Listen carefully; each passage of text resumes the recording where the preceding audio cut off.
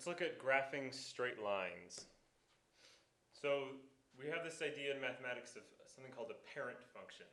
So a parent function is kind of the most basic function that you could have of a certain type. So for lines, it's the line f of x equals x. Or again, if you want to think of that as y equals x, that's just fine. So y equals x, this is the most basic line that you can have. It has a slope of 1, y-intercept of 0. Let's look at graphing this. So remember that when we're graphing an equation, what we're doing is we're finding all of the sets of numbers that could make this equation true. So for the line f of x equals x or y equals x, what we're looking for is sets of numbers where both of the numbers are the same. So y equals x, the two numbers are the same. So we could have the point 0, 0, 1, 1, 2, 2, 3, 3, 4, 4, 5, 5. We could have negative 1, negative 1, negative 2, negative 2, negative 3, and so on and so forth. Any coordinate point where you have both of the numbers being the same. So we get this diagonal line that goes straight through like this. And this is the parent function for all lines. Now let's look at something like f of x equals 3x. And we're going to compare it to the parent function. So let's make a table. You may be able to graph this without a table, but we'll make a table anyways. So say we plug in 0 for x. Then we get 3 times 0, which is 0. So this one shares at least that point with the other function. If we plug in, say, 1 for x, then we get 3 times 1 is 3. So that's right here. If we plug in 2, we get 2 times 3 is 6. Or another way to think of what's going on here is it has a slope of 3. So we go up 3 for every 1 to the right. It may help to think of that as being 3 divided by 1. We can also go down 3 into the left 1. That's just fine too. Either way, you're going to get a line that looks like that. Now if we compare this to the parent function, you'll see, well, first of all, they're both straight lines. And they have the same y-intercept, so they intersect where the x and y axis intersect at the point 0, 0. So they both have the same y-intercept. However, they have a different angle, they have a different slope. So this tells us that if there's a number in front of x, if we're going to multiply x by some number, that's going to change the angle of the slope. And the reason for that is we're multiplying each y value by 3. So if we look at the blue line compared to the green line, each y value on the blue line is 3 times that of the one on the green line. So if we look here, this is a y value of 3, that's 3 times this y value of 1. If we look here, that's a y value of 6, which is 3 times this y value of 2. And we can look up here, this y value is 9, that's 3 times this y value. So there's 9, here's 3, 9 is 3 times 3. So each y value is 3 times as big, and so it grows faster than the other line. Let's look at a different way that we can have a difference from the parent function. So now let's take f of x equals x. Again, that's just this line right here. And then let's look at x minus 2. Okay, we could, again, make a table if we want. Plug in 0, 0 minus 2 is negative 2. We could plug in 1, 1 minus 2 is negative 1. We plug in 2, 2 minus 2 is 0. We can keep going with this if we would like, but that will give us enough points to get started here. So we have 0, negative 2, 1, negative 1, 2, 0, 3, 1. And you'll notice here that these two lines are parallel. So they have the same slope.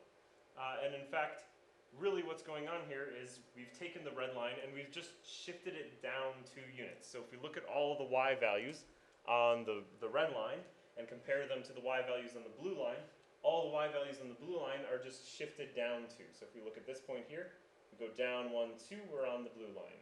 We take this point here, we go down 1, 2, and we're on the blue line, or this point right here, go down 1, 2. I guess I didn't draw the line quite accurately, but that should meet right on the line. Every point on the blue line is shifted down 2, exactly 2 units. So that's what this minus 2 does. It takes the parent function and moves it somewhere.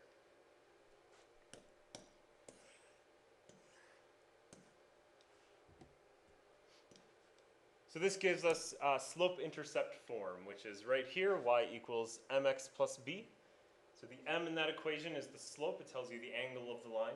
And the b tells you the y-intercept, but it also tells you how much to shift the line up or down from the parent function. Let's look at graphing one of these in slope-intercept form. So the y-intercept of the parent function is 0. And so when we have the -1 out here, that's going to take that y-intercept of 0 and shift it down 1 right here.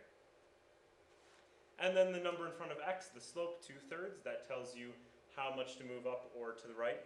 So the way that I like to think of this is that anything on the top of a fraction, that's like multiplying, and anything on the bottom of the fraction, that's dividing. And so I like to think of it as that we use the y-axis for multiplying, we use the x-axis for dividing. So we have these two different dimensions. The up and down dimension we use for multiplication, the left to right dimension we use for division. Think of that as rise over run. So we go up 2 and to the right 3. And then we can keep doing that if we want to get a nice accurate and straight line.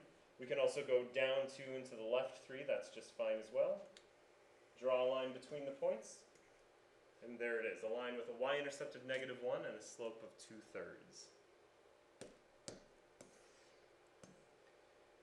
There's another form of a line that we can use. It's called standard form.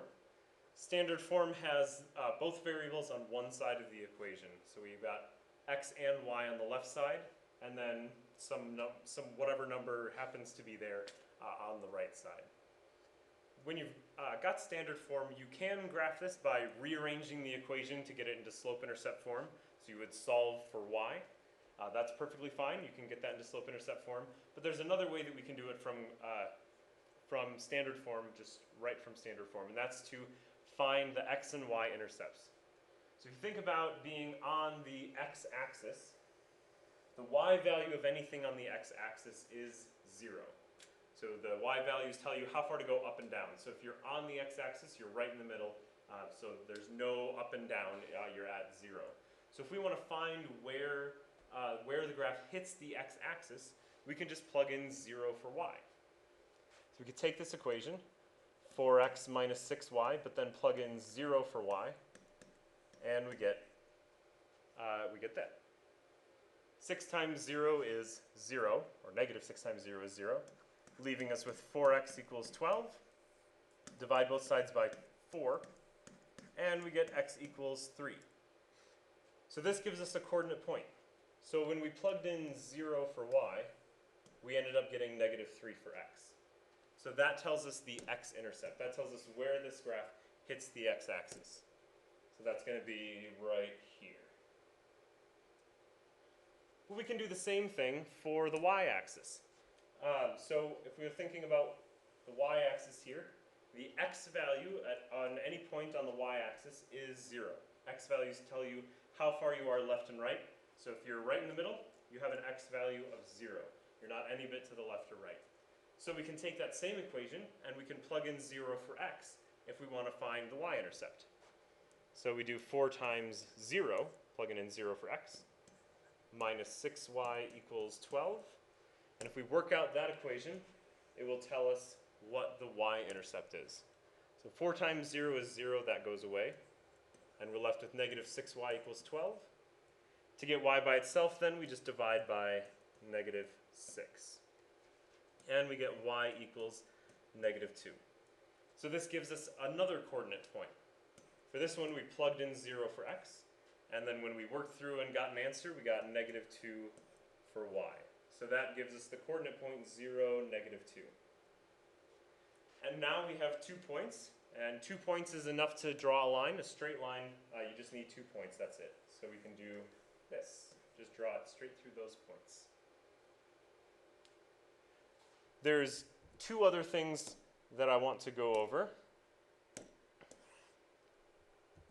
And that's going to be when you just have y equals 4 or x equals -6 on the bottom.